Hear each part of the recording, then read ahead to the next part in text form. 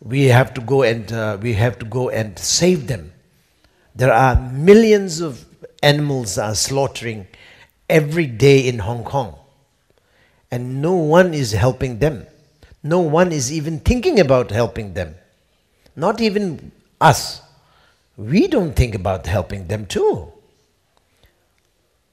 Just a while ago, I mean, just maybe a few weeks ago or a few months ago, His Eminence Kamtu Rinpoche went to Malaysia. He was in Malaysia, or he instructed to release life. So there are few masters who are doing this in China, doing this in Malaysia, doing this in Singapore and India. There are few masters there doing releasing life. But that's it, very few. Almost none, actually, almost none. Just a very, very, very few. That's all. And the rest of the Buddhists where are they? They're not even thinking about it. And some of the Buddhists are good enough not to eat meat. They are good enough to be vegetarian. But many of the Buddhists, they're not even a vegetarian. They don't even think about the negativities of the meat. They never think about it. Are they Buddhist or not? Yes, they are Buddhist. Are they Vajrayana practitioner? Yes, they are Vajrayana practitioner. Are they Buddhist, Bodhisattva? Yes, they are Bodhisattva. They have a vow of the Bodhisattva. They are great being. But are they eating meat? Yes, they are eating meat. Which is, of course, innerly, like innerly means like individually themselves. Maybe they are entitled to eat meat. They are quite qualified. They are quite high realized being, so that they can eat meat, of course. But for superficially, for people like us, people like me, lay people like us, it's not good. It doesn't seem to be helping anywhere. It doesn't seem to be matching to any of the practices, any of the teachings Lord Buddha gave. Something is wrong to us, to our ignorant view. You know?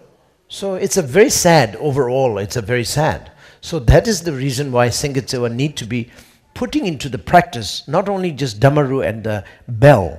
Dhammaru is representing the action, how do you call that? Yes, action, and the bell represents the wisdom. So by playing the Dhammaru and bell is developing the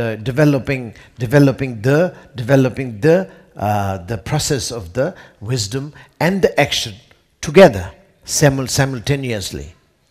So these sort of like what you call that understanding, or these knowledge, or these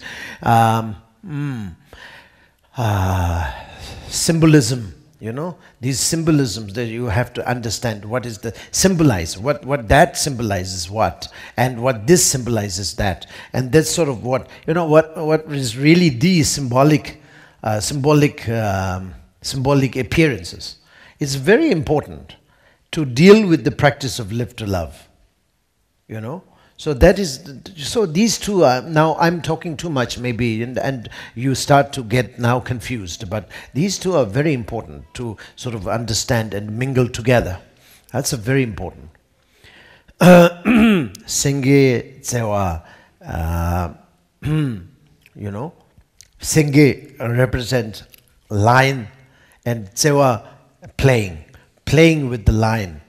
The, you know, Mahamudra, wisdom, you are playing with the Mahamudra, you know, you are mingling with the Mahamudra, you are having fun with the Mahamudra.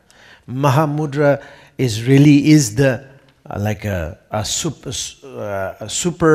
what you call that, a wisdom that's superiorized among the entire universal phenomena. So we, as a practitioner, we are having fun with the universe, you know, with the universe. So this actually means, Sengitsewa actually is just a name. But at the same time, we have to understand that we are playing, we are having fun, we are having sort of like a affair with the nature. So this means we have to slowly, through practicing of Sengitsewa, we need to slowly develop the understanding of our own nature. Very much our own nature. That is very much the basic, what you call that? The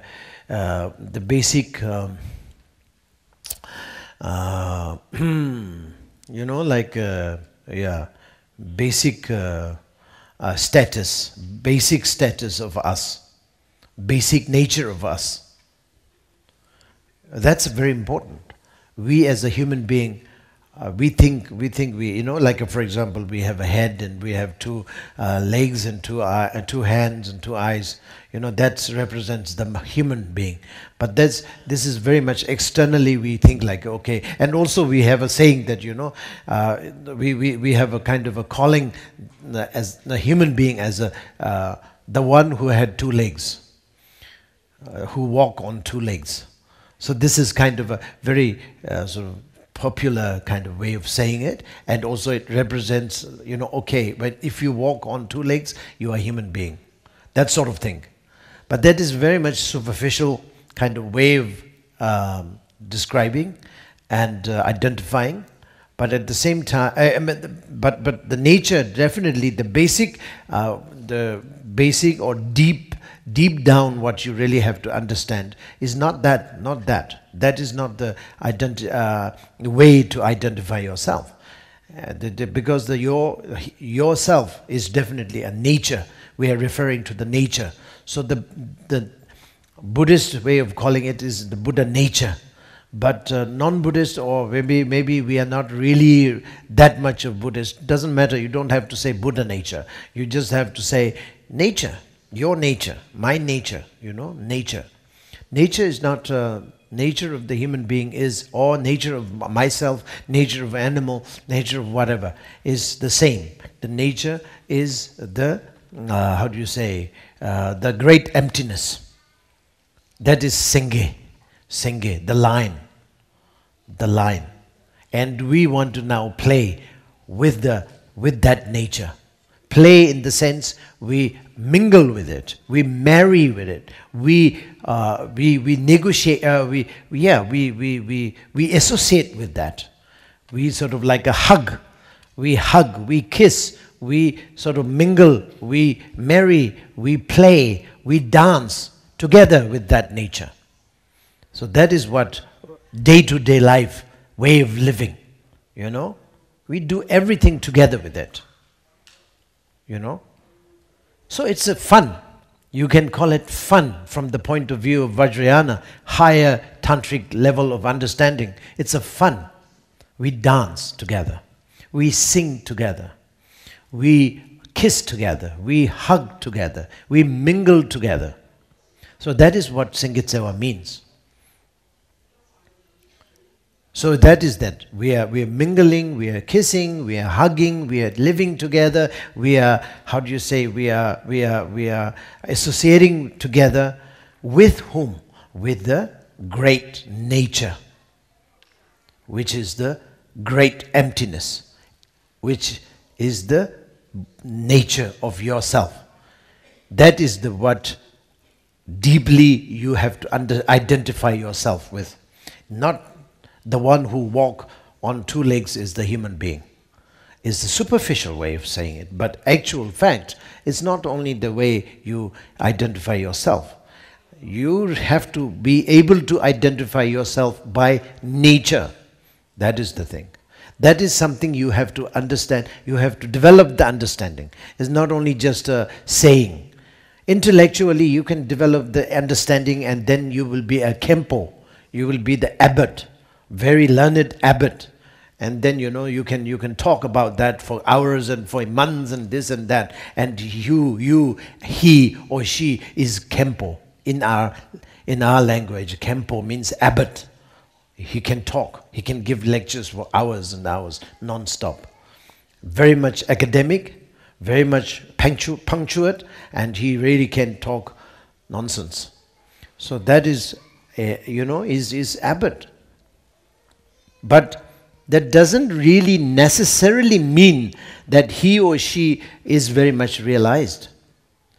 And as if she or he is very much able to mingle the Sangit-sewa, this is what I'm saying, is able to do practice of Sangit-sewa or not. I'm not talking about bell, that only Dhammaru and bell, but actual understanding-wise.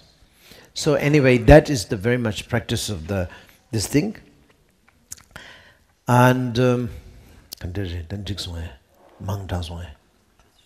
oh.